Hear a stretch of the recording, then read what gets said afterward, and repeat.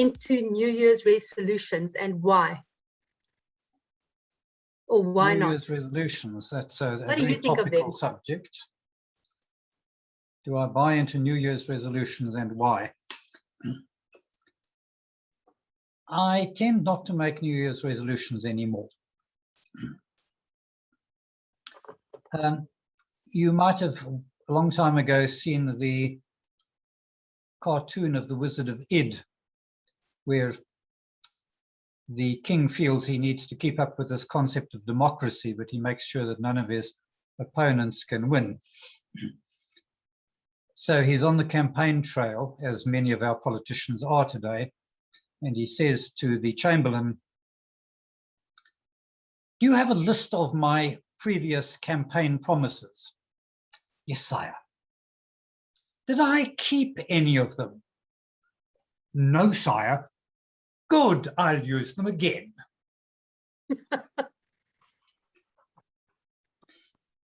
So I tend to be like that with New Year's resolutions. I tend to reuse them on account of I haven't kept them. And what I do instead now is I do something that Tim Ferriss, author of Tools of Titans and various other books, recommends. He says do a past year review instead. Go over the last year, see what you did well and do more of it. See what you didn't enjoy doing and do less of it. It's not always possible because sometimes things like work intervene, but I find that that is better advice than doing New Year's resolutions and just using the same ones year after year. Madam Table Topics Master.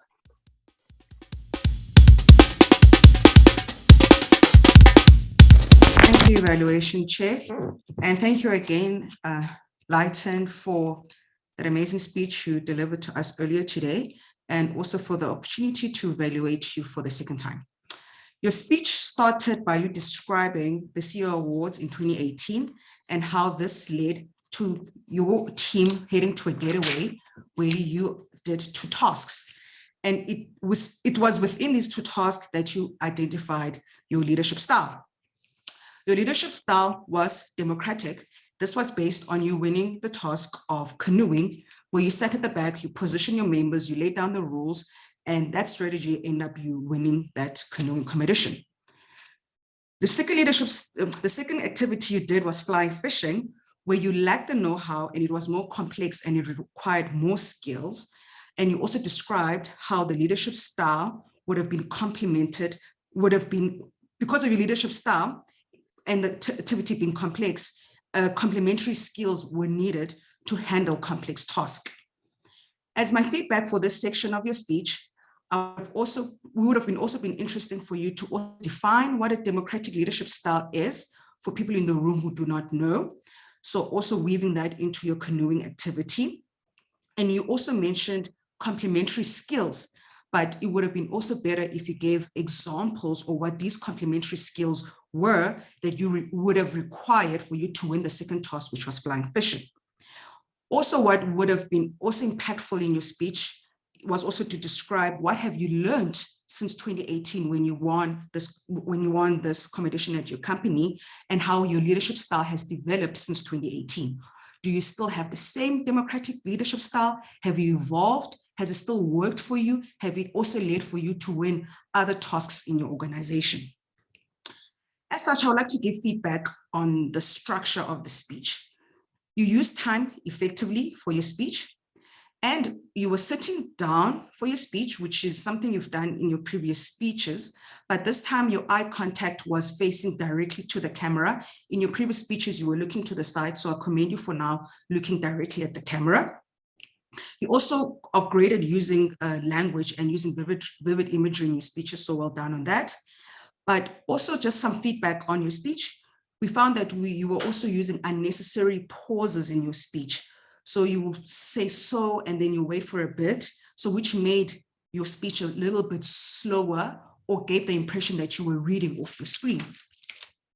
Additional feedback is for you, even if you're sitting down, to still use gestures. So that was something that you can improve on. So we can see your hands, some movement from your upper body in your speech.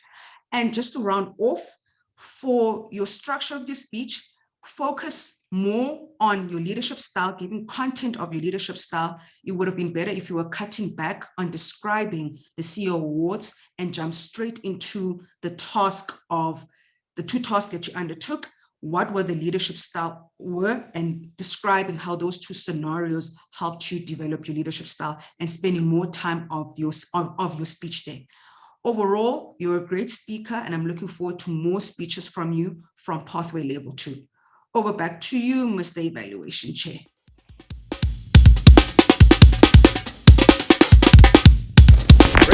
Rick Raubenheimer with the speech titled The Bridge. The Bridge, Rick Raubenheimer, here's the baton. Go kill the second leg, Rick. Thank you, Mr. Toastmaster. Aunus from green to Fernum, lord of the hill of vines, and Ceus, whose 800 slaves sicken in Ilva's mines, and Picus, long to Clusium, vassal in peace and war, who led to fight his Umbrian powers from that grey crag where, girt with towers, the fortress of Nequinum lowers, or the pale waves of Nar. Did you hate poetry appreciation at school? Het jou naar gemaak? Was your poetry appreciation like the scene in Hitchhiker's Guide to the Galaxy, where they are strapped into poetry appreciation chairs and it's a torture, hit from the one side by similes, metaphors here, iambic pentameters from the front, rhyming couplets from behind? I was lucky, or perhaps it was unlucky, in my choice of parents. My dad was a retired school principal, enthusiastic about literature, particularly English literature. Instead of bedtime stories, Winnie the Pooh, Enid Blyton, I got epic poetry. Mark Antony's speech from Shakespeare's Julius Caesar. The Prisoner of Shalon, and one of my favorites, Horatius at the Bridge by Lord Macaulay. The verse I quoted you is one of 70 verses, more than 600 lines. Many words may be unfamiliar. A vassal, a fortress. We can, of course, reason from other words in English. A manageress is a female manager. An actress is a female actor. So a fortress must, of course, be a female fort. Well, maybe not. The historical background is that this poem is set in the early days of Rome, when Rome had just become a republic. They chased their king out, banished him, and declared a republic run by a senate. And one of the local kings decided that this would be a rather bad idea if it caught on. And he raised an army of 90,000 men to go and raze Rome to the ground. And the Romans were caught napping. But there was one thing in their favor. Rome, as you know, is on the banks of the river Tiber. And in those days, only on one bank, the far bank, accessible only by a wooden bridge. And as the Tuscan army hove into sight, Horatius, the captain of the gate, volunteered to stand at the head of the bridge with two companions and hold the foe in play, as he put it, armed only with his sword and shield. And as they did so, 3 chiefs came spurring from out of that great array, as they put it, and these were Aunus, Ceus, and Picus.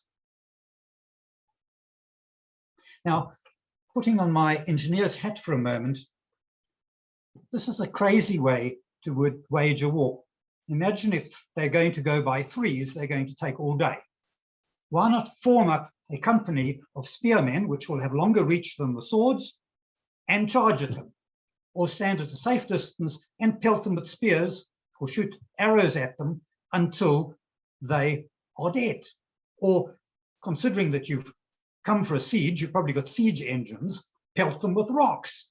But no, because of ideas of chivalry, bravery, winning a name for themselves, they go by threes, which allows Horatius, Lartius, and Herminius to hold the bridge long enough for it to be brought down.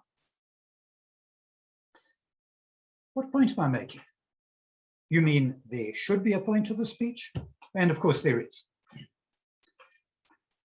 Toastmasters teaches us to use stories.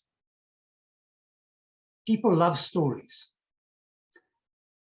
I have never stood armed only with a sword and shield facing 90,000 enemies, and I hope that my job description never includes that.